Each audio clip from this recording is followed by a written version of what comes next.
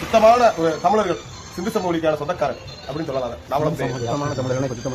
அப்படி இல்லைண்ணே, அந்த பழைய அரசர்கள் வந்து தமிழை வந்து எவ்வளவு உச்சரிப்போட வச்சிருந்தாங்க.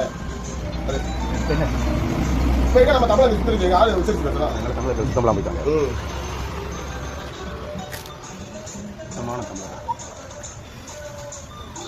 நம்ம சங்க தமிழை தாண்டி வேற ஒரு தமிழ் ஓடிட்டு வரோம்.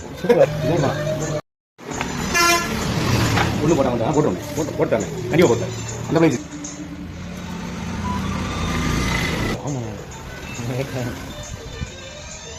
ஒரு வேலைக்காரங்கள அவ்வளோ மாவட்டா அப்படியா? அது கூட கொடுத்துட்டீங்களா? அவங்களுக்கு கொடுத்துட்டீங்களா?